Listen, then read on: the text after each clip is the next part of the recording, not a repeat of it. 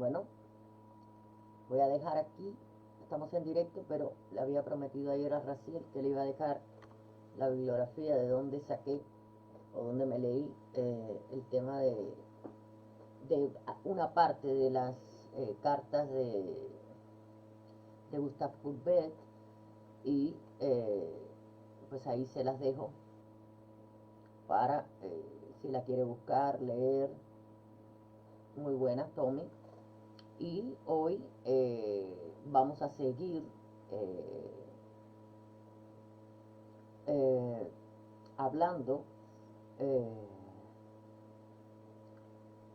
de,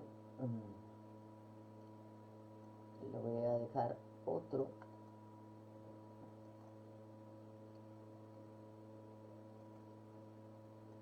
por si lo quiere leer también.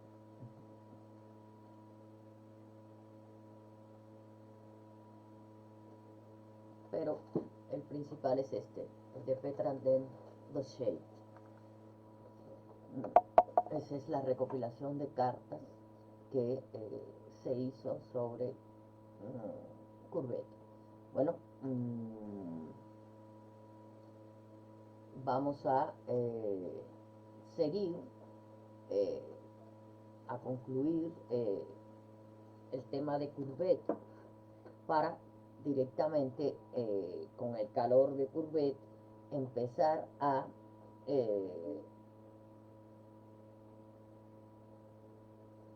trabajar con la figura de Damien Hirst y lo que pasó con él.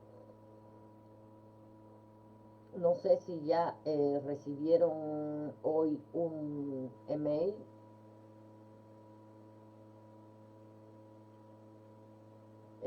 sería bueno que revisaran el correo porque ya os digo, las plazas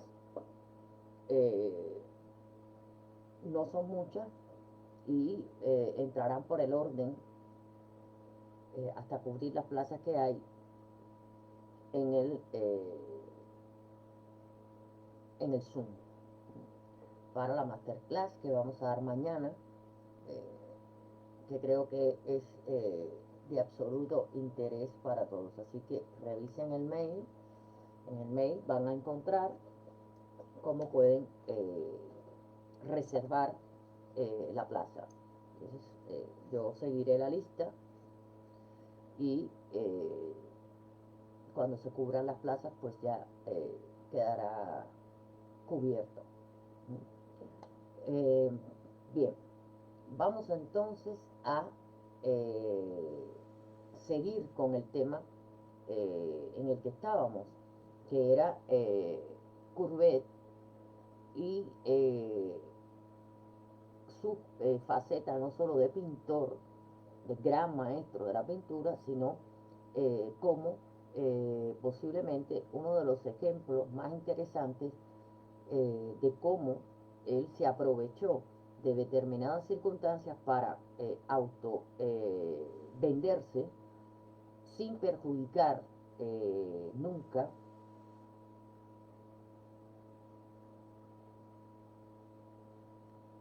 el email. Dice hola, por aquí Virginia. Yo no le se los mando siempre al mismo mail que han contestado los otros. Es un mail con un link. Bueno, realmente yo no mando el mail, yo escribo el mail y lo paso para que lo manden. No sé con qué nombre. Supongo que el nombre del mail sea masterclass o webinar. Pero viene con la dirección de virartealfa@gmail.com. Raciel, ahí te dejé la bibliografía que quería saber sobre las cartas de Courbet. Este es el principal, el primero, el de Petra Ten.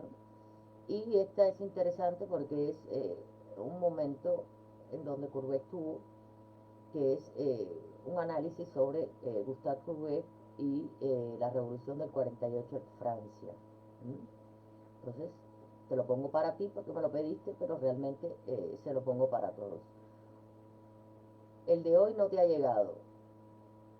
Qué raro. Pues mandaré después a revisar porque debería haber llegado ya. Entonces, vamos a ver qué pasó. Pero bueno, ya lo hago después de la conferencia. De todas maneras, es el mail para reservar la plaza para la masterclass. Y ya digo, son unas plazas determinadas porque tampoco puedo tener muchas personas dentro de la masterclass. Y una vez que se cierre el cupo, pues ya no. Por eso insisto en que miren, no sé si los demás lo recibieron, no sé si Tommy lo recibió, porque se envió incluso, eh, se envió ayer, o sea que es muy raro que no se haya llegado el mail. Ya después veré por qué no ha llegado. Bueno, el tema de Courbet, como hablábamos ayer, eh, se muestra especialmente profético para nuestros días, claro, con otras articulaciones o artimañas de dudosa procedencia, cuando ellos, toda esta historia, que no, supongo que el mercado actual no haya estado basada en Courbet, porque si hubiera estado basada en Courbet, no existirían tantos artistas que han perdido valor simbólico. Ya te llegó el de hoy, dije que perfecto. No sé los demás, si les llegó o no les llegó. Henry, no te preocupes, que si no te llegó, te llegará. Tranquilo. Entonces, digo que Courbet se muestra especialmente profético cuando él se refiere al valor del mercado del escándalo. Él lo llama así, el valor de mercado del escándalo. Habíamos visto lo que él hizo en un momento determinado.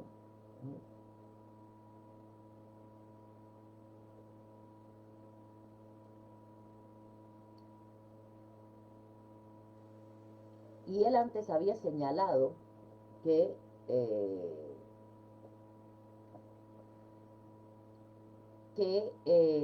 el rechazo del salón equivalía a un premio. Él lo manifestó así por escrito, que él, para él era un honor ser rechazado. O sea, él ya partía de una base muy similar a la que hemos visto en Bourdieu, Adorno y en mi postura.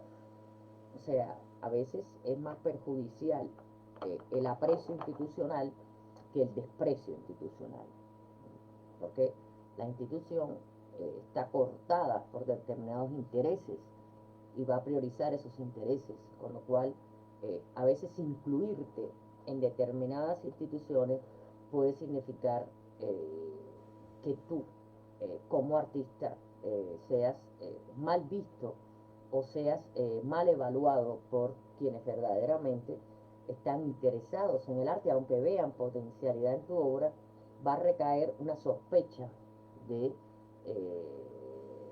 de una especie de filo institucional, de filo instituciones, y va a provocar un rechazo. De hecho, lo hemos podido ver en los grandes de la pintura, que después sí han tenido muchas exhibiciones y tal, pero realmente en el plano académico, y un ejemplo lo tuvo Dalí, fue expulsado de la academia al tercer día de estar en ella ya para aprender, pero ya Dalí pintaba. Y como eso, y nos podemos referir a muchos pintores cubanos que hoy por hoy constituyen grandes maestros, incluso dentro del arte más actual. Él lo dijo así: es un honor ser rechazado. Pero no solo identificó claramente el rechazo y el escándalo con una forma de generar beneficio. Él se dio cuenta de que incluso la resistencia política también podía ser lucrativa. Y aunque su relación con la Comuna de París en el 48 le causó problemas considerables porque él estuvo en prisión por, por participar en este movimiento, estas actividades políticas tuvieron un efecto notable y positivo en los precios que se pagaban por sus cuadros. O sea, eran acciones que él no planificaba, pero que era como una especie de persona que siempre se aprovechaba de convertir lo negativo en positivo a su favor. Y él lo dijo también, si la comuna me causó grandes dificultades, también aumentó mis ventas y mis precios en un 50%. Y esto es obvio porque era un pintor que además de ser rechazado, era un pintor con una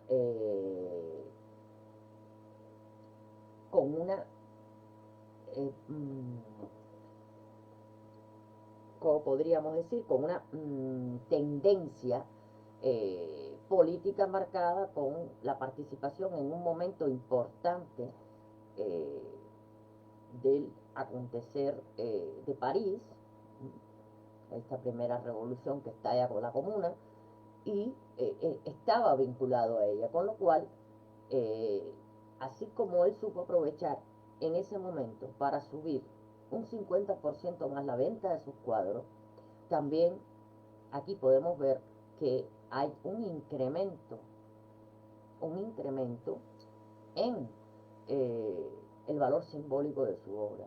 ¿Por qué? Porque él no dejó, no traicionó su ideología, o sea, participó en el movimiento a toda conciencia, no lo hizo para vender más, con lo cual su obra también adquiere esa connotación de ser un pintor que se alistó o que militó en este estallido primero de Francia, que llevaría después, en 1879, a 1878, perdón, a la gran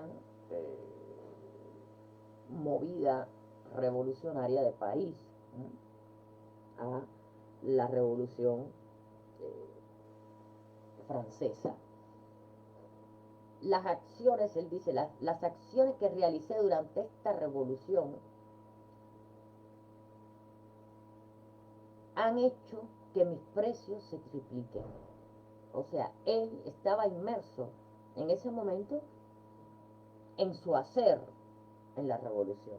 No estaba pensando en que iba a triplicar sus precios, pero no obstante, eso eh, eh, incrementó su valor de mercado. Pero es que no solo, repito, incrementó su valor de mercado, sino que Courbet también entra en la historia por un valor simbólico acrecentado, más grande en ese momento, por, eh, por la participación en un movimiento histórico muy reseñado y muy importante dentro de la historia universal, porque es un movimiento conocido por todos, o sea, es un pintor vinculado a una revolución, porque él ideológicamente participaba del credo de ese movimiento. Evidentemente, Courbet se dio cuenta y fue consciente de que la resistencia política era capaz de influenciar en el valor de mercado una vez que ocurre esto. O sea que ese factor, esa disidencia en la que él se mete, pues él eh, sor, sorprendentemente se da cuenta que hace que se tripliquen sus ventas y que el precio de sus cuadros suba un 50%, porque era una obra eh, que independientemente se compraba y se triplicaba por esa razón, porque la historia personal de Courbet hacía que en su pintura de ese momento y posterior, toda esa influencia de la Comuna de París estuviera presente. Así hay un valor simbólico, histórico, cultural muy importante en esas obras. Y por supuesto, estas se triplican y las anteriores también, porque eh, ya somos conscientes, además, de la importancia que este pintor va a tener, ya no solo en la historia artística o cultural de París o de Francia, sino en la historia, en el decursar de la historia universal, participando en un movimiento, repito, que es estudiado y conocido como precursora de la Revolución Francesa. Es el primer estallido de la comuna, de París, o sea, los comuneros. Son los primeros, la primera acción que ya hace prever que la situación era prácticamente inaguantable en ese momento, y Courbet se siente partícipe de ese dolor, se siente partícipe de ese no poder más, y con su ideal participa. El hecho está en que su compromiso político en la comuna representara un riesgo a su existencia, pero eso él siempre lo vio como otro asunto diferente. Él sabía separar su vida, su existencia, con de que incluía su profesión, de aquellas acciones que no pertenecían a, a su mundo, a su mundo profesional, al mundo de su obra. O sea, que no era algo que él planeaba para que su obra adquiriera, porque él pudo llegar a perder la vida en ese movimiento. Y esto hace que también se separe el valor simbólico de la obra de Courbet y de Courbet como artista del valor que pueda traer en el mercado. O sea, no es él el que triplica los precios, es que empieza a subir incalculablemente el valor de su obra. Y es aquí donde yo digo que una obra que está consolidada en valor simbólico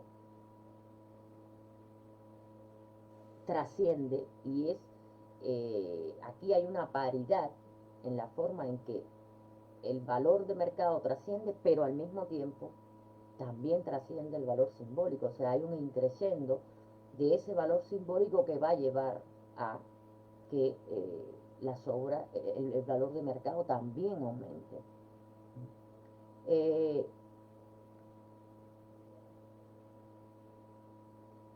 Hay que tener en cuenta, o no se debería olvidar, el precio que Courbet pagó por el papel que él jugó en la destrucción de la columna de la plaza de Vendôme. Se endeudó, debió vivir en el exilio y perdió la mayor parte de sus pinturas. Fíjense, si no había una tendencia a protagonizar un escándalo por el simple hecho de subir el valor. O sea, él pagó un alto precio por su participación en la comuna. Perdió casi todas sus obras. O sea que era algo que él hacía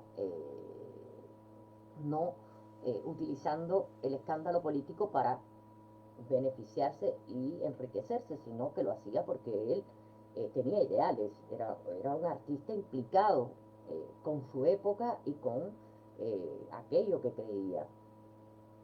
Y esto nos viene a demostrar que no es necesariamente el artista mismo el que se va a beneficiar del aumento del precio de sus obras.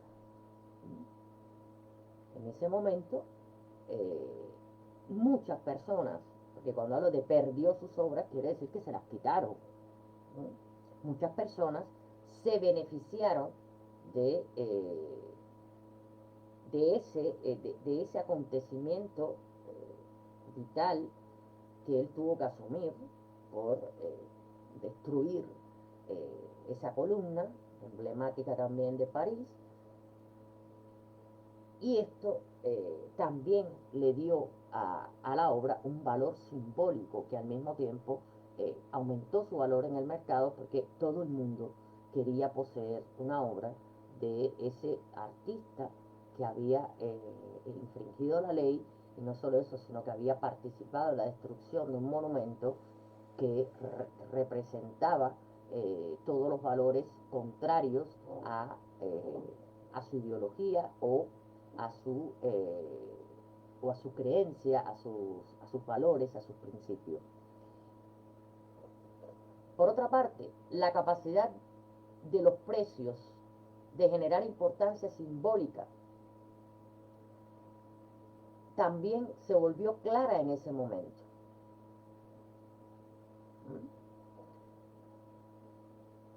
Porque aquí se subían los precios porque justamente se generaba muchísimo más valor simbólico al Courbet asumir las consecuencias de lo que había hecho y expresar libremente sus ideales hasta prisión, o sea, tuvo que exiliarse, tal y como he dicho, se endeudó, claro, tuvo que pagar los gastos de esa columna, en fin.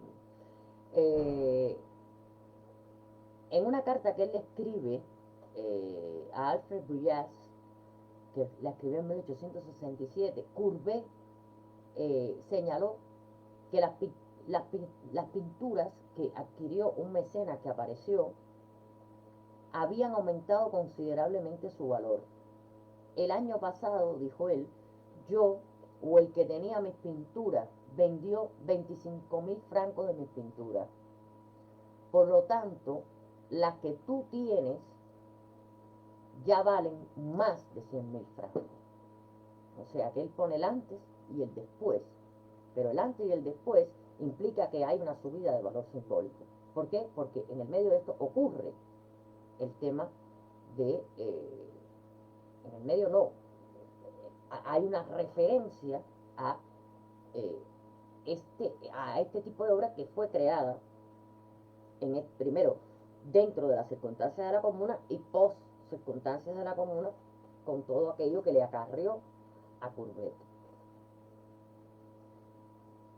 Pero él le agrega inmediatamente a este concepto: estas cifras no significan nada para mí, pero para los coleccionistas y el público son una piedra de toque, una llamada de atención. O sea que él utilizaba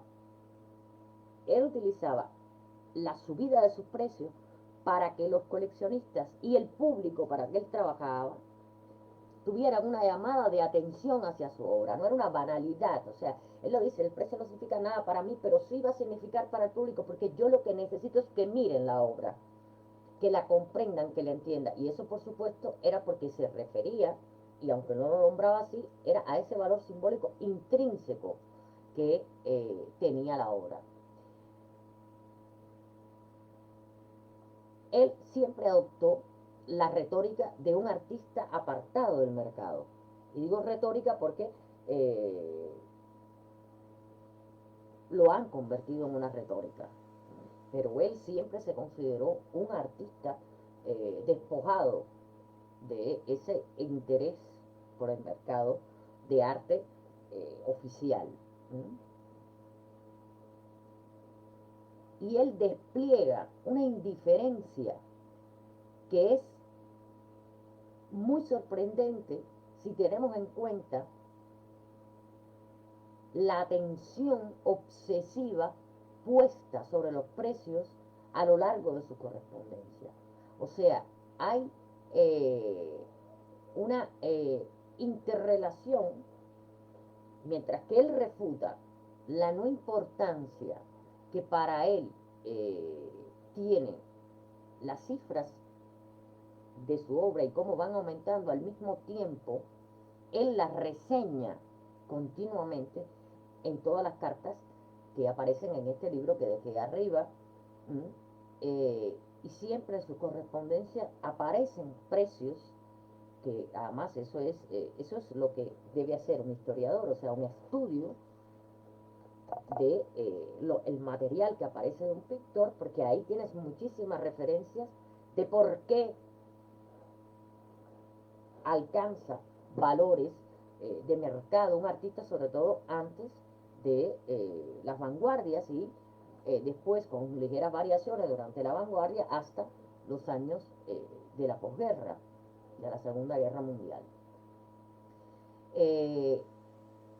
Pero sin embargo, si nosotros leemos toda la correspondencia y todo lo que él manifiesta en la correspondencia, en esta afirmación, en esta obsesiva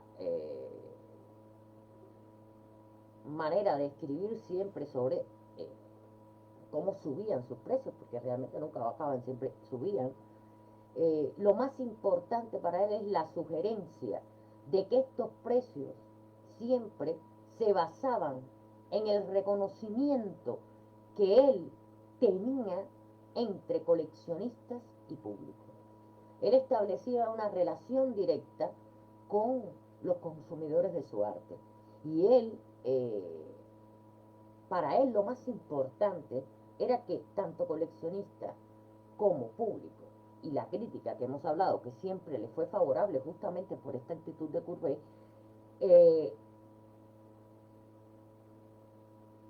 legitimaran su obra, que fueran ellos los que realmente es que esos precios se basaran en esa legitimación y en ese reconocimiento. Los precios subían, bien, hemos visto que en un momento determinado él no tenía la obra porque la perdió, la tuvo que dar, pero no le importaba. Él lo que quería era dar esa piedra de toque y sobre todo él quería el reconocimiento del público y él decía que el alza de sus precios se basaba en el reconocimiento de un público, de una crítica y de un coleccionista, o sea, de un cliente. Y eso es muy importante para entender que detrás de Courbet, por mucho que él buscara la forma de ganar dinero, nunca ponía antes de su obra el dinero, sino él quería el reconocimiento del público y quería el reconocimiento de sus coleccionistas y quería el reconocimiento de la crítica. Y a partir de ahí, pues buscaba alternativas como esta de vender entradas de su propia exposición que él mismo montó durante unos años. Y esto es buenísimo que lo tengamos en cuenta, porque esto caduca en todo el movimiento que ha llevado el mercado y donde el reconocimiento se basa en un precio y el reconocimiento se basa en el nombre de un galerista y el reconocimiento se basa en una subasta y en el precio que se alcanza en subasta. Mientras que se ha excluido al público avisado, o sea, ese público que somos nosotros, que vamos a ver la obra con otra finalidad, además de disfrutar, sino al público que en estos años se comunicaba con la obra, la entendía, la aplaudía. Y esto se verificaba por la cantidad de personas que visitaban una exposición, teniendo en cuenta que en esa exposición estaba él solo y que se pagaba la entrada para entrar. Con lo cual, aquí vemos la mentalidad de un artista, que sin dejar de vivir del arte, no se dejó manipular por los vaivenes del mercado, ni por las normas del mercado, ni por las exhibiciones que se pudieran hacer en centros o tal. Él inauguró, por así decirlo de alguna manera, ese concepto de la exposición personal del artista, haciéndola él mismo. O sea, un espacio donde solamente estuviera su obra y que su obra pudiera ser vista en un recorrido solo para él y que el público pudiera leer, ¿no? Como en viñetas, toda la historia que Courbet contaba en cada uno de sus cuadros, que se iban enriqueciendo también con los avatares que tenía en su vida.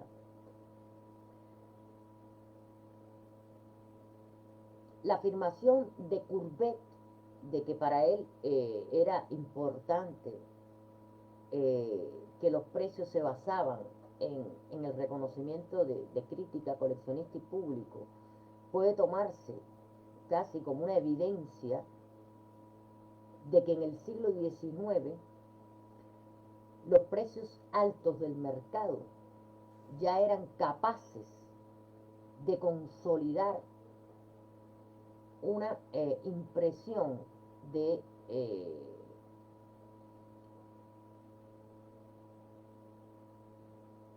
importancia artística. ¿Pero por qué? Porque estaban basados en el valor simbólico que esa obra iba adquiriendo. Y ahí es donde un poco podemos ver esa correlación y donde ahí podríamos ejemplificarle a Bourdieu que puede ser correlativo, porque él habla de la autonomía, de la independencia, pero bueno, se establece una interrelación real y honesta cuando en este siglo un hombre como Courbet logra plasmar siempre la misma idea, la importancia de su legitimación, a partir de que, viendo los precios, las personas se fijaran en su obra.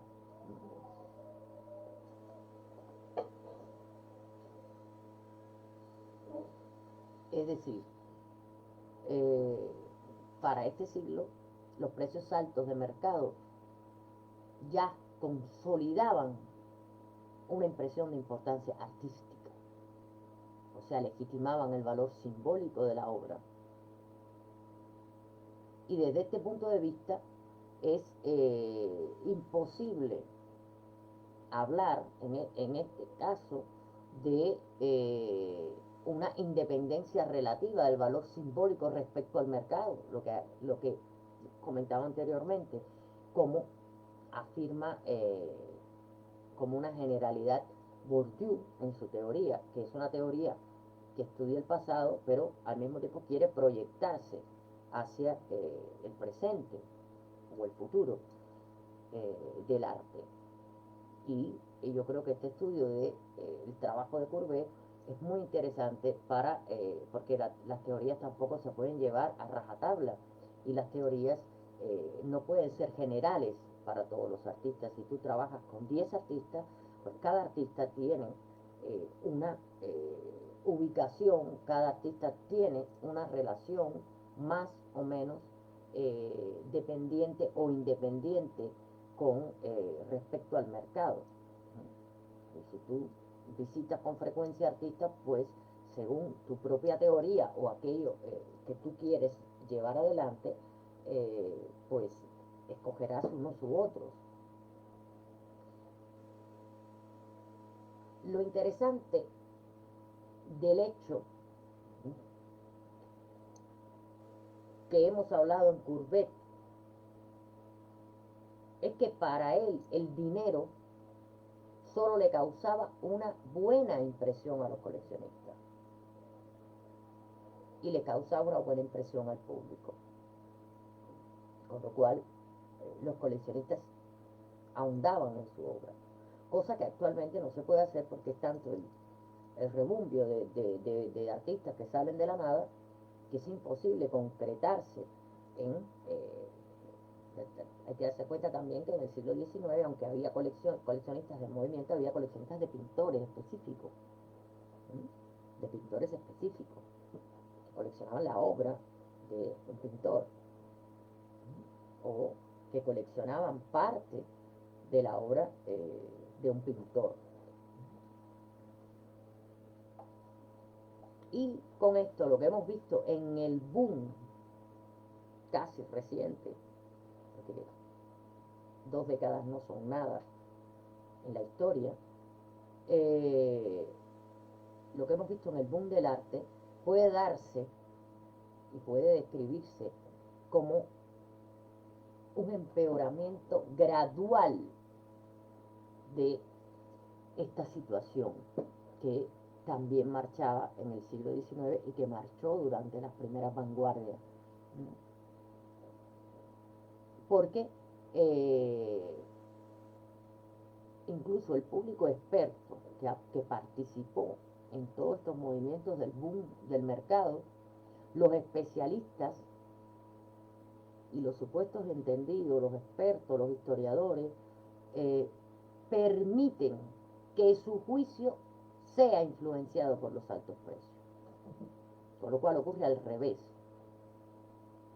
Ellos son influenciados a la hora de escribir o de valorar una obra, son influenciados por los altos precios, cuando Courbet proponía lo contrario. El gancho del precio era una manera de acercar a buen público y a buenos coleccionistas y acercar la crítica. Aquí no. Aquí lo que ha pasado es que ante un gran precio, todos los especialistas se han plegado y se han arrodillado ante obras que ni siquiera han tenido tiempo de mirar, porque sencillamente lo que han hecho es, como existe una gran aglomeración de pintores y de artistas, en el mismo momento casi no miran la obra, cuando aquí se trataba de dirigir la mirada a una obra, a un autor. Aquí no, aquí ya es metido por el suelo, porque no he visto la obra, pero sé que cuesta, o que la compraron en una barbaridad de dinero, con lo cual tiene que ser una obra buena. O sea, parten de la base que el que paga mucho es porque reconoce que la obra es buena. Cuando tú, que eres quien tienes que decir que esa obra tiene un valor y tienes que reseñarla, ni siquiera has visto la obra. Entonces tú reseñas a partir del precio, ¿no? Y te vas a la figura fabricada del celebrity del momento, que es el artista que ha hecho la pieza. Entonces vas del celebrity al dinero y la pieza queda ahí como que además esa pieza se vendió hoy y mañana ya se vendió otra y se olvidó esa y se vendió otra y se vendió y se vendió y se vendió, pero al mismo tiempo de venderse de ese artista se vendieron de 100.000 artistas más. Pues claro, ellos no estaban, esos especialistas, esos historiadores, esos expertos, bueno, los historiadores estaban bastante sacados de la cuestión, los expertos también, o sea, eran profesiones muy específicas alrededor de esos mercados y de esas obras. Lo que hacían era también participar de una ganancia de dinero. Era lo que realmente les interesaba, y si para eso se tenían que arrodillar ante algo que no habían visto, daba igual. O apropiarse de unas palabras de un artista en una entrevista, pues daba lo mismo.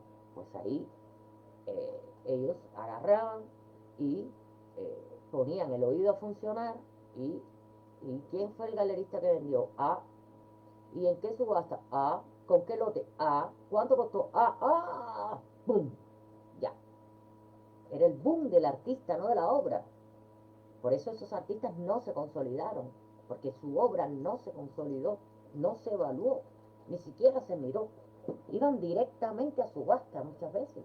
No eran exhibidas, iban directo a la subasta, se fabricaban para ser subastadas.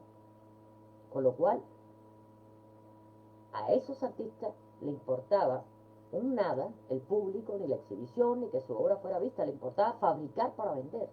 Eran fabricantes de obra, sin ningún tipo de connotación, sin ningún tipo de valor intrínseco, sin querer decir nada, eran fabricadas para ir a la subasta y nada más. Entonces, primero esas obras se dispersan, muchos coleccionistas son anónimos, o compradores, porque ni siquiera coleccionistas son anónimos, no se sabe qué trayectoria tiene ese artista, porque es un artista celebrity, es la figura de el star art, el star art, la estrella del arte, una celebrity, que era quien tenía que aparecer y ser visto, fotografiado, entrevistado, pum, pum, pum. Él mismo dialogaba consigo mismo sobre aquello que no había nada que dialogar. Y los críticos pues solo hacían alabar estas entrevistas y tal, y muchas veces la pieza no se veía, se veía o se se daba como noticia la venta de tal pieza, entonces aparecía la foto y el precio a que había sido vendida y muchas veces no aparecía ni quién la compró. Y hoy el valor de mercado aumentado es capaz de redefinir las preferencias personales,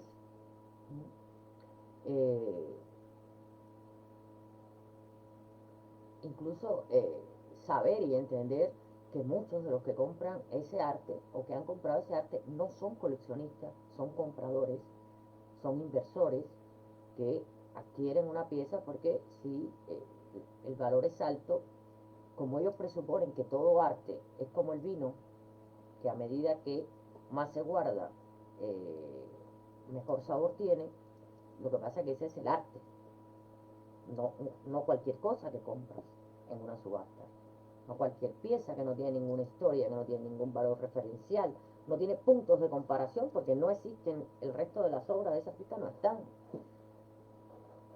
Solo está lo verbal que se ha hablado sobre él, pero no nos dan a nosotros la posibilidad de decir, voy a coger las obras y voy a ver por qué ocurre esto, si esto es... No existe eso, no existe. Y la mexicana, que nunca me acuerdo de su nombre, hace mucha comparación de este tipo de artistas del boom del mercado de ahora con Duchamp. La obra de Duchamp, yo estuve en la exposición antológica que se hizo sobre Dada, que fue monumental, maravillosa, y toda la obra de Duchamp estaba en esa exposición, tenía una planta entera. Vamos a ver que no desapareció la obra de Duchamp.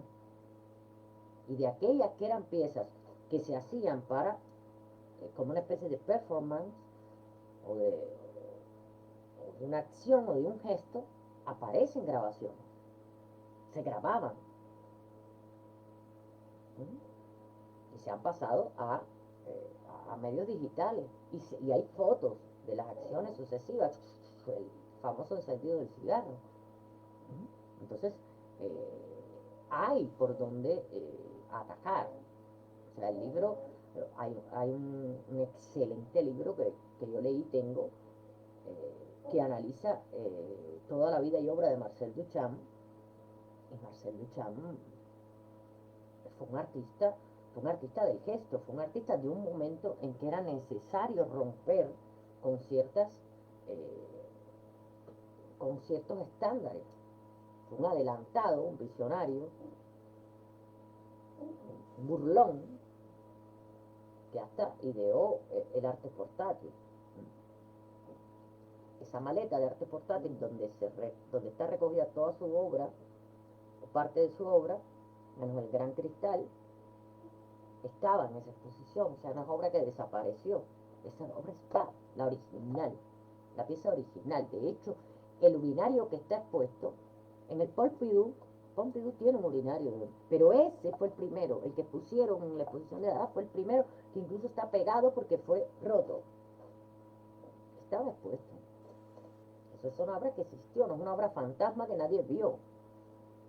Ahí podemos retomar a ese artista y darle el valor que merece y el impacto de su obra dentro de la sociedad de su momento. Pero es que aquí no hay nada, no hay nada. Eh, Todo el valor del mercado redefine en estos momentos las preferencias personales, pero las preferencias personales inclinadas a estilos de vida, moda, a poseer algo de una celebridad. Es como un club de fans, pero que pagan mucho dinero por poseer, pero no realmente son personas que valoran el arte. ¿Por qué? Porque el mercado del arte se ha convertido en, ni siquiera ya en subasta, es como un mercadillo donde la gente va a llevarse lo mejor que hay por el mejor precio que puedan, pero también van a especular sobre su dinero pagando más, porque eso le hace poseedores de un estatus. Y después las piezas, pues, da igual. Y al mismo tiempo, las reservan para, incluso si las pueden meter en una habitación, las tienen puestas ahí en una habitación, como quiera que estas estén, para si tienen que vender. Lo que pasa es que estos que compraron en el boom se deben haber comido las uñas hasta el primer muñón del dedo, porque al final no hay nada que le permita aseverar de determinado artista que es un artista que realmente vale la pena. Porque digo, hay artistas que iban directamente a la subasta, no hacían exhibición. ¿Y esto cómo lo hacían? Cuando un galerista te fabrica, te hace una celebridad, tú no estás en ninguna exposición, pero te hacen 5.000 entrevistas en un atelier donde no se ve qué tú haces, pero el público ya deja de prestar atención a esto porque no está dirigido a ellos no legitiman nada, porque además no entienden nada, porque no está creado para ellos, está creado por una subasta, donde los que somos expertos no podemos nunca ver las piezas expuestas en ninguna parte porque no están, porque no te las dejan ver. Puedes ver si participas en la subasta, si estás inscrito y te llega el manual. Entonces tú ahí es donde te pierdes y dices, pero ¿y esto? Pero y antes, y después, ¿y qué pasa? Y no entiendes nada. Pues eso es lo que ha pasado. Eh, por ejemplo, hay un aumento póstumo en el mercado siempre eh, del valor de una pieza. Por ejemplo, hay un artista, Martin Kippenberger, quien durante su vida fue muy controversial y muy poco querido en grandes sectores del mundo del arte. Es decir, esto es como decir, vendía casi nada. Pero incluso los más acérrimos detractores de Kippenberger, los que fueron sus detractores, los que lo hicieron vivir mal porque no eran capaces de, y búsquenlo porque es un artista interesante, que yo creo que deben mirar. Hoy lo citan como si fuera su artista favorito. ¿Por qué? Porque todo este apartarse del mercado, todos estos acérrimos opositores, todas estas, aquí se vuelve a cumplir lo de Courbet, sin embargo con un hombre que no lo aprovechó. Pero una vez muerto, todo ese valor controversial, pues empiezan a apropiárselo los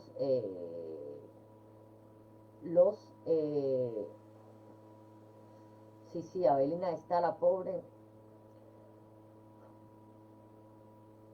empiezan a apropiarse de la obra como si hubieran sido sus artistas favoritos.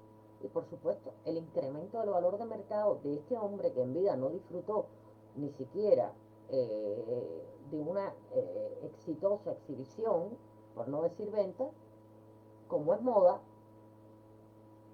y la moda es el valor póstumo de alguien, sobre todo si alguien fue escandaloso, controversial, fue excluido, que además esto no es ser excluido como se fue como fue Courbet, que plantaba y la gente venía. ¿Por qué? Porque él trabajaba para el público. En el mercado actual, si tú eres excluido de los circuitos galerísticos y eres excluido de los circuitos de mercado, no te van a ver ni al taller, porque no existes, porque ellos se encargan de que tú no existas. No existes, no se te acerca un crítico, no se te acerca nadie, porque no importa. ¿Cuándo empiezan entonces? Cuando se dan cuenta que hay un momento de bajón y buscan un artista que haya sido controvertido.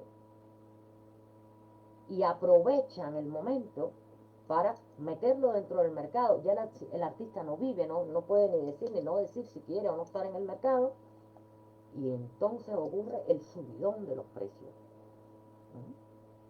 Cosa que es lo más poco ético cuando tú te encargaste particularmente de enterrar vivo a ese hombre.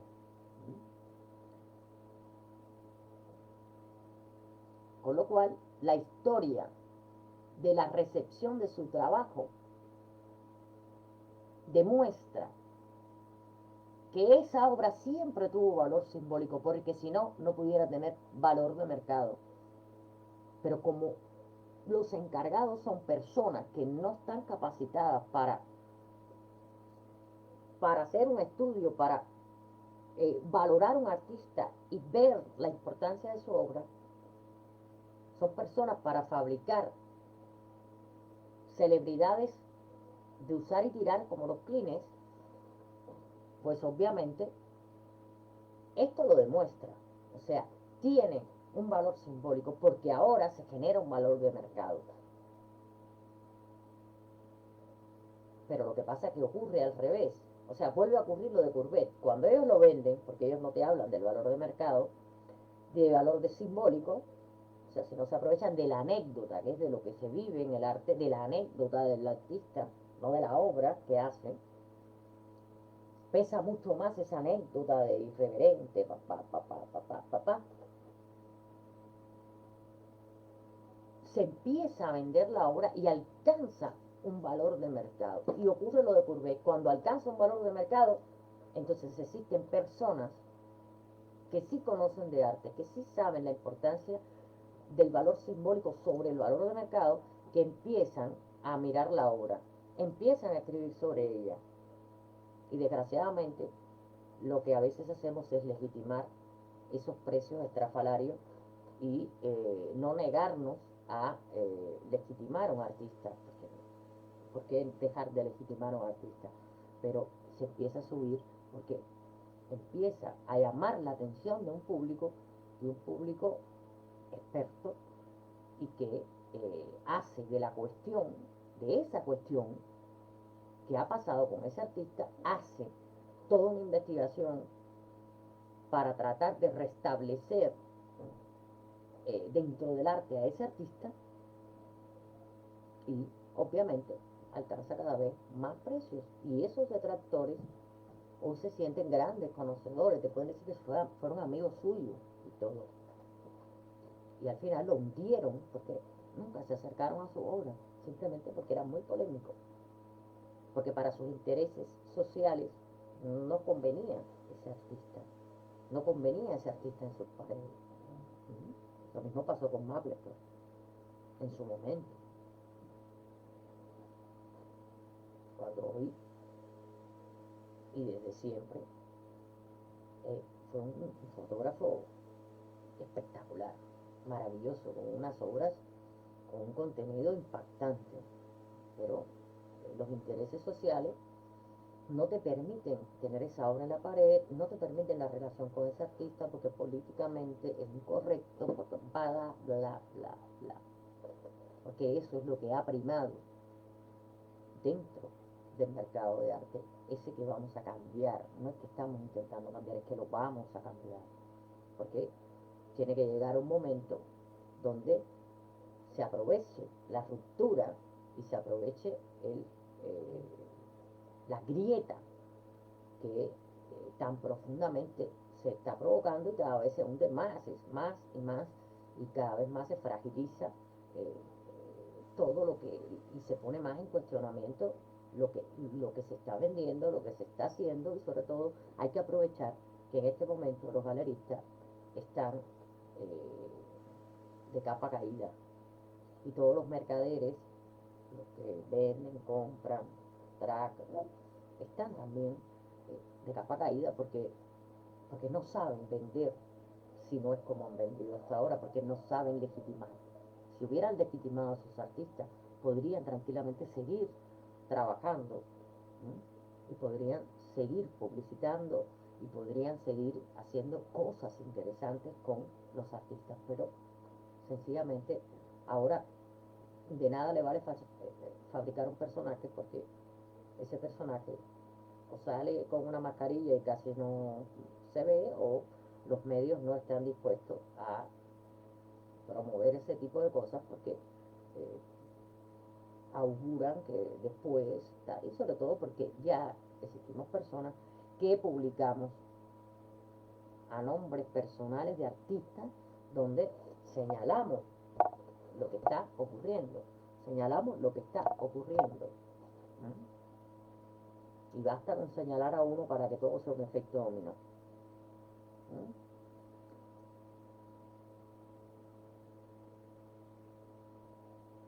Al final, que este hombre se le se pudiera estudiar y se le diera el valor simbólico que su obra portaba, o sea, que se releyera su obra y que se le adjudicara toda esta carga de importancia simbólica de su obra, hizo, y sobre todo importancia histórico-artística, busquen el artista, elevó su valor de mercado, pero no por los galeristas, sino justamente porque ellos, al hacer todo este proceso de meterlo en el mercado, de empezar a crecer y hablar de él, de anécdotas, trajo la atención de personas especializadas que se encargaron de estudiar la obra de este hombre que, bueno, realmente no pudo ver y vivir su propia legitimación.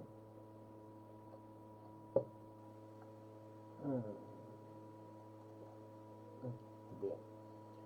Vamos ahora a empezar con esa gran figura del boom, que fue Damian Hirst, y el regreso del valor material. Acabamos con Courbet, metimos un pequeño slide de lo que ocurre en el mercado actual, y ahora vamos a analizar qué pasó, porque cada vez que se habla de la fractura del mercado en el año 98, sale a relucir Damian Hirst, porque digo que el arte ahora vive de anécdotas, son libros de chisme, más que del arte contemporáneo se habla en chisme, ¿no? O en apócrifo, como sugirió la crítica de arte cuando habló de Sandra. Pero se habla de eso, de lo que ocurre alrededor de un artista, no lo que es un artista, y no lo que es la obra de un artista. Cada vez que se habla de... o sea, aquí está el ejemplo del artista traicionado por él mismo, por el mercado y por quienes lo fabricaron, porque lo negarán hasta la saciedad.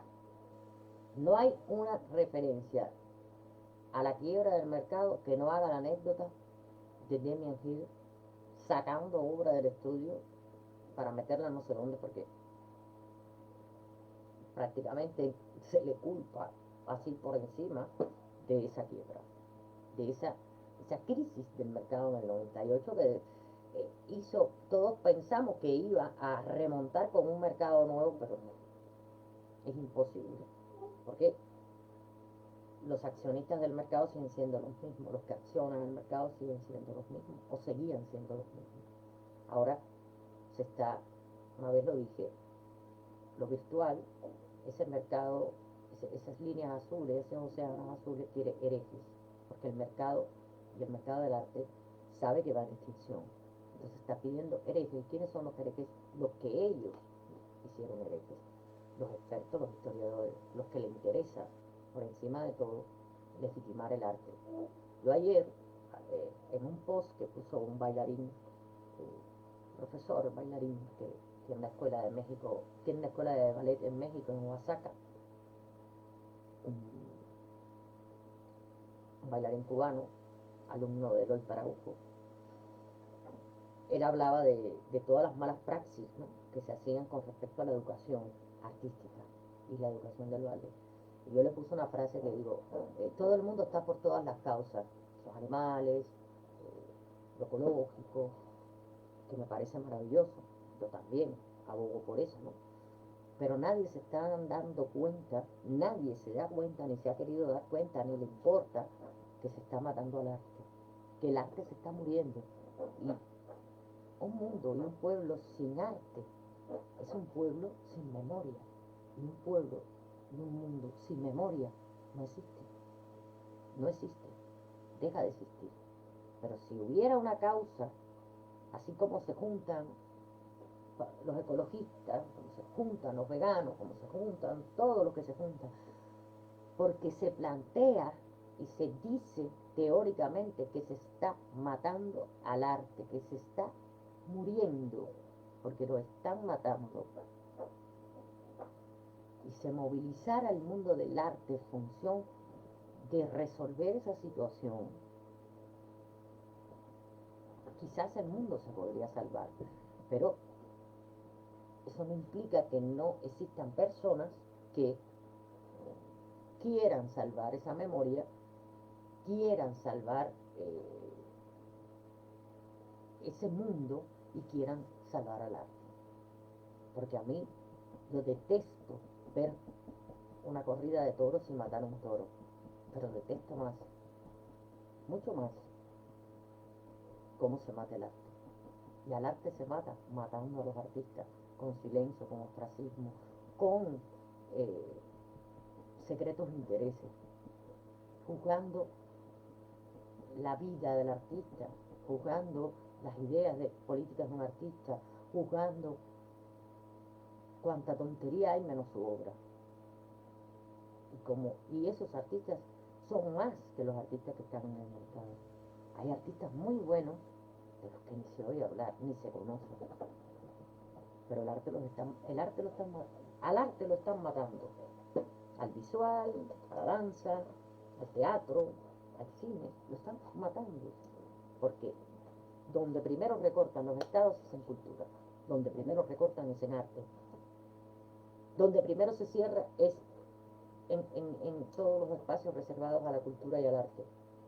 Por eso el arte y la cultura tiene que pasar a un espacio virtual para que esté accesible a todo el mundo, porque no te lo pueden cerrar, no hay manera de que te puedan cerrar tu espacio, ni contaminan, ni infectan, ni hacen nada, ni rajan las obras, está ahí, pero asequible para todo el mundo, para que todo el mundo pueda ver. Pero también hay personas dentro del arte que no entienden que es la única manera de salvar el arte. Es aquí, porque en físico lo están matando, y tanto lo van a matar que la labor de rescate de el arte y la cultura en lo virtual tiene que ser emergente. Es una emergencia, hay que hacerlo y hacerlo ya. No me lo pienso ni dos veces, vamos, porque es muy importante, y no se dan cuenta. No se dan cuenta que sin arte tampoco, así como respirando mal por el agujero de ozono no se puede tener una vida de calidad, no acaban de entender que sin arte no se puede vivir. No se puede vivir. El arte es una necesidad básica del hombre, tanto para expresarse, para comunicarse, para sentirse vivo. Por eso los grandes pueblos tienen grandes artistas y grandes obras. Y no se desmemorian. Y un país ejemplar en el cuidado del arte es Alemania. Lo que Alemania no sea capaz de hacer, no lo hace ningún otro país. Y con respecto al arte, a la cultura, hace muchísimo por el arte y la cultura. Pero Alemania siempre se verá como un país filonazi. Por eso hay un post en internet muy simpático que que es real. O sea, si el socialismo no triunfó en Alemania, no puede triunfar en ninguna parte. Porque lo que los alemanes no sean capaces de hacer, no lo hace nadie. Y es verdad. Y con el tema de la cultura, Alemania adquiere un papel preponderante. A mí me da igual si China se metió en el mercado, si el mercado, en el cuidado de la obra de arte y de los artistas y de los espacios para artistas emergentes. Alemania tiene el 1. Para mí es 10 con creces. Igual que el Reino Unido. Son dos países que han cuidado mucho su arte. Bueno, vamos a Damien Hirst.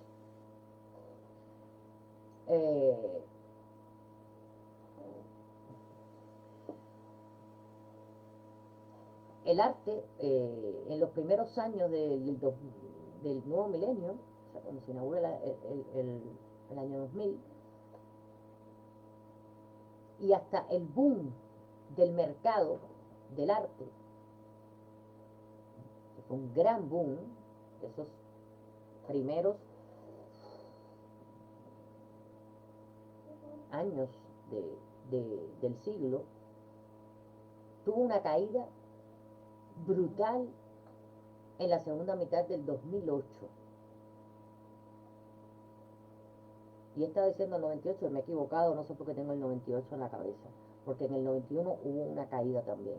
En el 2008 tiene una caída brutal. Me tienen que perdonar por la equivocación, pero en el 91 también el mercado del arte se tambaleó y se tambaleó muy mucho.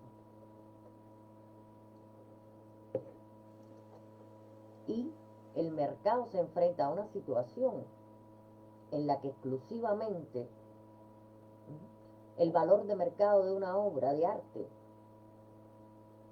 era lo que hacía alcanzar importancia simbólica a la obra. O sea, mientras más cara fuera la obra, mientras más alto se vendiera, la obra adquiría un estatus simbólico. Adquiría el estatus simbólico de ser la obra más cara vendida, la cultura más cara vendida. Ese era el valor simbólico de la obra. En ese contexto,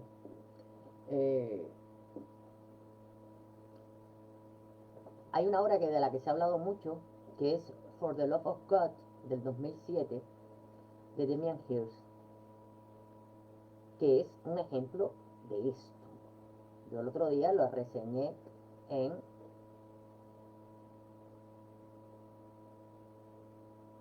exactamente, María Sonia, coincido, suscribo.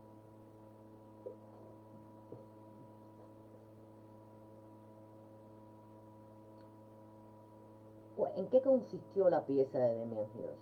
Bueno, era una carabela cubierta con 8.601 diamantes, cuya pretensión de importancia cultural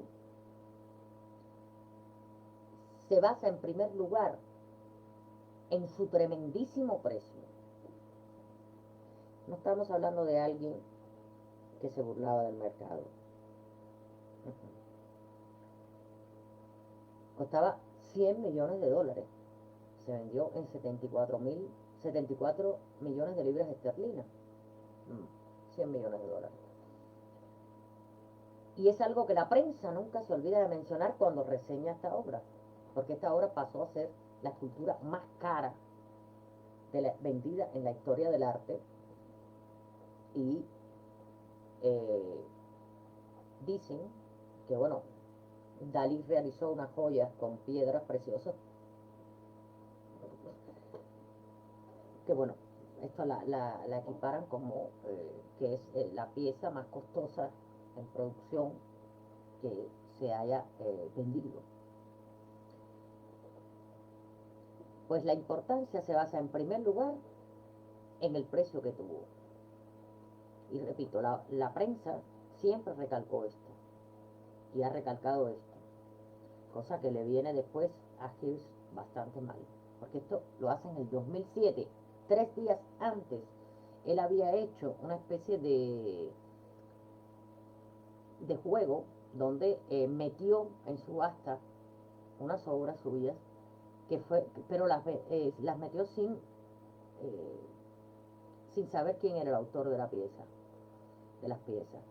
Y el valor de las piezas eran 300 euros cada una, $300. Pues entonces se develó en la subasta, él salió y la firmó y se elevó cada pieza como 14.000, mucho dinero por las piezas, lo que costaba $300. Fíjense hasta dónde. Y 3 días después, él eh, tenía preparada esta pieza y la saca. Y aquí vemos cómo, es como si esta carabela se fusionara con su valor de mercado, el que por sí mismo bastara para asegurar la importancia artística de la obra, que no tiene ninguna. Porque no es ni una obra dedicada a la cultura mexicana, no tiene nada la obra, es una carabela cubierta de diamantes. Punto. Él lo justifica, porque además tiene que justificarlo, porque a qué viene, ¿no? Y él lo justifica porque esa importancia histórica, hasta donde puede un artista hablar de sí mismo y ser absurdo. Y trató de justificar este precio señalando la enorme cantidad de dinero que costó hacer la obra. Para él dice que costó $30 millones hacer la obra. Porque los diamantes son muy caros, dijo. Y que la ganancia que él tenía en realidad era muy modesta, comparada con el valor material de esa pieza. O sea, valor material de mercado. Después, releyendo y buscando sobre esta pieza, te enteras que ni siquiera esta pieza no está considerada ni siquiera una joya, porque tampoco eran diamantes de alto puntaje, no eran diamantes caros. O sea que la persona que compró esta pieza, el valor que tenía en diamantes era de 8.000 no sé cuántos dólares. El valor en diamantes. Y la pieza tampoco pasó a ser considerada una joya. O sea, fue como convertir la importancia artística de un objeto por lo carísimo que supuestamente decía el artista que le había costado hacerla. Pero la tasación que se hicieron de los diamantes eran 8.614 lo que costaba el, el, la elaboración de esta pieza.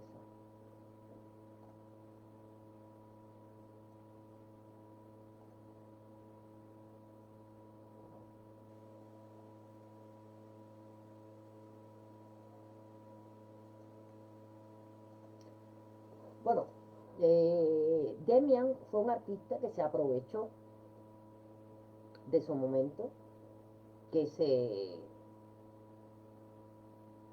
sobrepasó los límites, que llegó a perder la conciencia como artista y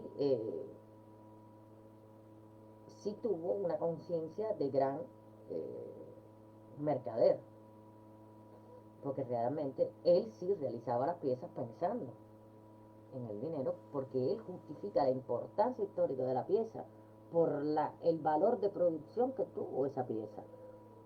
O sea, es la justificación menos importante. Y aquí vemos que hay un intento de legitimar un precio para que el precio se convierta en valor simbólico, recurriendo a los materiales. Y esto es una técnica que emplearon los renacentistas, muchos maestros renacentistas, no los grandes, pero sí muchos pintores renacentistas, que describe Michel Bachandal, que es un muy buen historiador del Renacimiento, porque ellos usaban costosas hojas de oro, o sea, lo que llamamos el pan de oro, que es verdad que una hoja de pan de oro es cara, porque yo lo usaba para hacer cosas y es cara. Eh, y ellos decían que pensaban al usarla que en el abrupto aumento que podía tener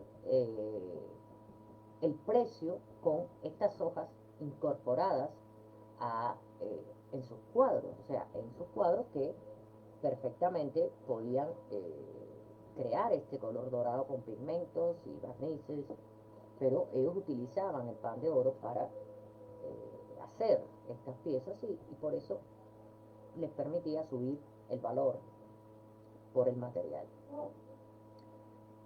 El uso que hace Hirst de los diamantes se corresponde con este tipo de intentonas históricas de hacer verosímil un precio en el arte, porque no estamos hablando de que él vendió una joya en una joyería, no, él vendió arte,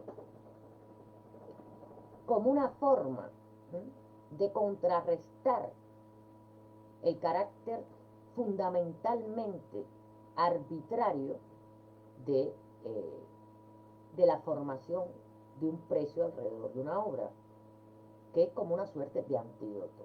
O sea, justifica de la forma más banal con lo que se puede justificar el precio exorbitante en que salió vendida esa obra.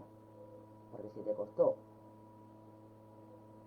30 millones realizarla,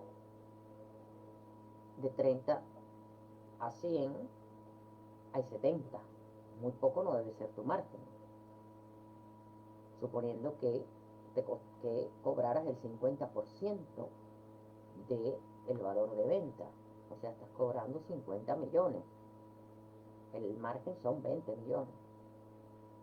Relativamente con el valor en que se vende, sí, pero es como, no sé, es como, no es ni siquiera como un enfant terrible, ¿no? Que voy a bombardear el mercado. Él hace una prueba primero, él testa primero el mercado para saber qué valor tiene su obra cuando hace este juego, que lo hace 4 días antes de sacar la pieza. O sea, no es no, no. Y esto ocurre en el 2007. La quiebra del mercado se da en el 2008, pero cuando es como los terremotos, o como el desplazamiento de placas que se abre en la tierra. Se siente antes, se empieza a sentir antes el estertor de los movimientos. O sea que él en el 2007 prevía, tendría que prever por sus propios asesores que el mercado del arte estaba aguantando lo que podía. Y por tanto, él decidió hacer esta obra, venderla a ese precio, una obra carente de valor simbólico, donde él va a justificar su valor simbólico por el costo de la producción de la pieza y por lo que después se encargarían los libelos que andan siempre detrás de la noticia del arte, que además esta obra puso a pensar, vamos, nos puso a pensar a muchos, diciendo, bueno, ¿en qué estamos? ¿Pero qué es esto, no? ¿Qué es lo que está pasando aquí? Y justificarse como que fue la pieza o la escultura más cara vendida en la historia del arte y la bla, bla, bla, bla, bla, bla, bla, todos los récords que alcanzó. Parecía que estaba para entrar en el Guinness y no para mostrar una obra de arte. Y en ese sentido, yo no sé si lo llamaría un estafador, Ireneo, pero realmente perjudicó mucho al mercado, sabía que el mercado estaba en crisis, sacó la tajada más grande y después se tuvo casi que comer la obra, porque el resto de las obras, porque el mercado quebró. O sea, en ese momento el mercado tuvo un crack, pero un crack que se paró. pues se paró y empezó todo a bajar, a bajar, a bajar, y como si todo se fuera por el hueco. Y bueno, un estafador no me atrevería a decirlo sin que él esté presente. Se lo diría a él, pero sí me parece un manipulador y es ese tipo de artista donde le prima el mercado. Para mí fue una celebridad fabricada, porque esa misma pieza hecha por un artista como él, que tenía cierta fama, él eh, podía eh, subastarla como una joya, no como una obra de arte. Entonces, bueno, pues adquiriría dentro del rango joya otro valor, pero es que ni siquiera, porque los diamantes que utilizó, cuando se, o sea, el que pagó la millonada, si le saca los diamantes, y eso, alcanzar ese récord, ser la obra reseñada como la pieza, o sea, ¿quién quiere tener la escultura más cara vendida de la historia del arte? Cuando la escultura más cara vendida de la obra de arte en sí misma contiene una sobrevaloración, porque la tasación de los diamantes ni siquiera alcanza 10.000 dólares. Fueron diamantes, sí diamantes, pero debajo, vamos, de vaca, no eran diamantes de calidad, vamos, no eran diamantes comprados que tú dices, bueno, no, no, no, no tenían quilates, el quilate de un buen diamante tampoco. Entonces, ¿es una estafa? Sí. ¿Lo hizo como un juego? No. ¿Se aprovechó? Sí. ¿Le importaba la connotación de su obra? No. ¿Le importaba legitimar su obra? No. Le importaba pasar a la historia como el artista que había vendido la escultura más cara de la historia del arte. O sea, ¿por qué? Porque el arte en esos momentos y el mercado del arte estaba basado en chismes y en récords y en tonterías. Bueno, no es una tontería 100 millones de dólares, para nada, pero a la hora de lo que me importa a mí, pues la tacharía, o sea, nunca la incluiría. O sea, en una exposición antológica de esa época, esa sería la anécdota que pondría. O sea, esta obra,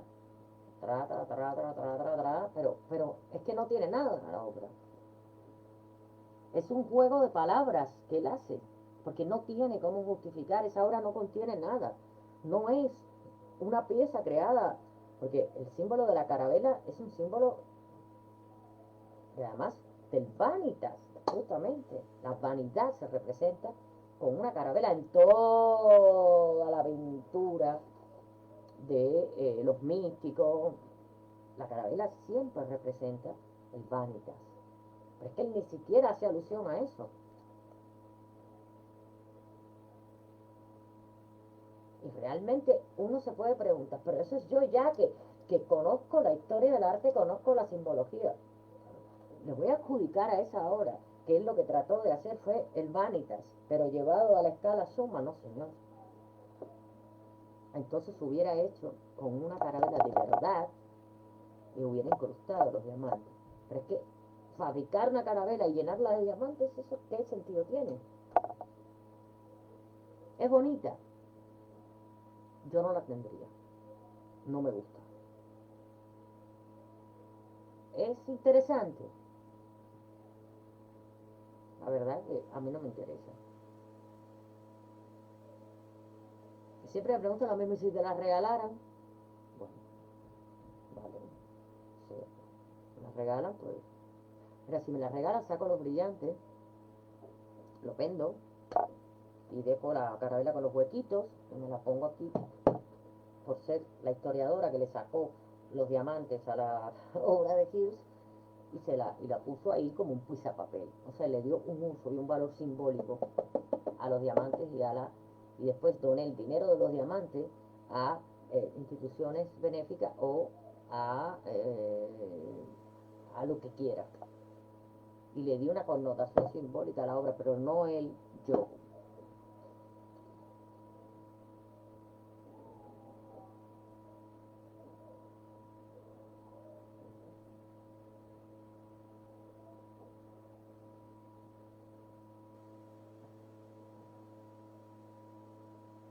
¿sí? Exactamente. Ahí, en ese documental que tú me mandaste también a mí, fui, me lo mandaste individual, sacado ya de, o sea, es eh, realmente, es una estafa de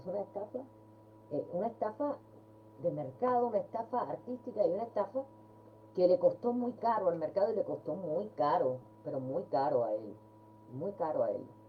porque él prácticamente, repito, se culpa, nadie lo dice directamente, pero se refieren a él prácticamente, y eso a lo mejor le va a servir hasta para entrar en la historia. El artista que en el año 2008 hizo quebrar el mercado de arte. Ya también otros récords. O sea, es un artista de récords. Récords Guinness de arte. Porque realmente es que he visto la pieza por todos los contornos, he leído todo lo que he podido leer sobre esa pieza y yo no le encuentro absolutamente nada, porque él no explica nada. Y no es que el artista tenga que explicar, pero si tú pones eso ahí y no te remite a nada, dices, una carabela con diamante, que va directamente a ser vendida. Es que esa fue así, hizo la primera prueba y después vendió la carabela. Y la compró una corporación que hasta hoy se mantiene en el anonimato, supongo de la vergüenza. Primero pensando que tenía la gran pieza y segundo hoy por la vergüenza de haber comprado la burla de Hills, porque sí han aparecido artículos donde la tasación de los diamantes, eso no llega a 10.000 dólares, con lo cual él también mintió. Él dijo, los diamantes son muy caros. Y la elaboración de la pieza me costó 30 millones. Bueno, puede costarte 30 millones haber creado la carabela maciza, incrustarla, porque además eso no lo puede incrustar todo el mundo.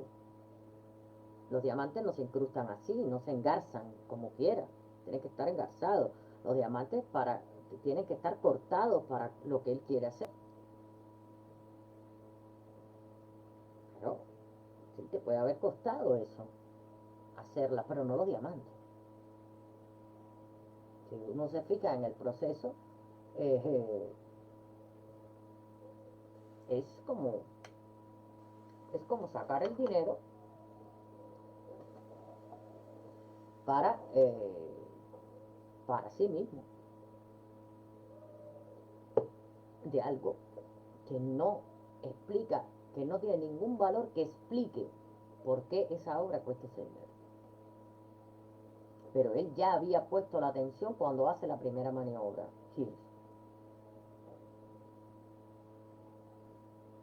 Y 4 días después subasta la carabela. O sea, los que adquirieron los Hills estaban ahí. Entonces vamos a dejarlo aquí por hoy. Verificaré lo de los mails que no han llegado ahora mismo cuando terminemos. Y mañana tenemos la masterclass. Y bueno, Hills, seguiremos hablando el lunes con cosas bastante interesantes sobre él. Exactamente, sí que lo explican, pero además aceleradamente, porque es que ya se presuponía que el mercado se iba a ir abajo, ya se presuponía que el mercado se iba a ir abajo, y lo que constituyó fue un acelere.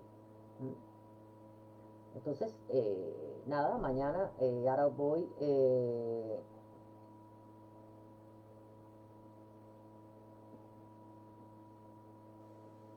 exactamente, no, en la medida que recibas el mail, lo que tienes es que confirmar que estás, ya vas a ver, como lo hacemos todo, con botones, confirma, y ya a mí me llega que está confirmado. Pero bueno, si tú me puedes poner un Messenger de lo recibí. Raciel también de eso me avisa. Y ese es otro tema, María. Justamente ese es otro tema, pero eso lo vamos a hablar. Porque vuelvo y repito, un artista no sabe engarzar un diamante. Los diamantes no se engarzan. Cojo un diamante y lo engarzo. No, eso no es pegarlo con los quistes. Los diamantes tienen que estar cortados, engarzados. Y la pieza que es en plata, maciza, pues tiene que tener un tratamiento para poder engarzar eso. Y él tampoco, que yo sepa, era orfebre para trabajar sobre ese tipo de, que no es una escultura en sí, es una creación. No te preocupes, Henry, que ahora lo arreglamos, ya te llega.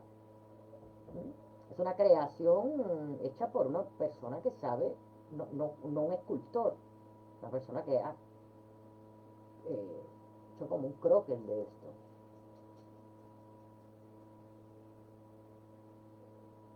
Bueno, ahora voy a revisar los mails. Bueno, mañana mucho más y mejor, y como siempre, más y mejor. Ahora tengo que mandar a revisar el tema de los mails. Un besito, muchas gracias y agradezco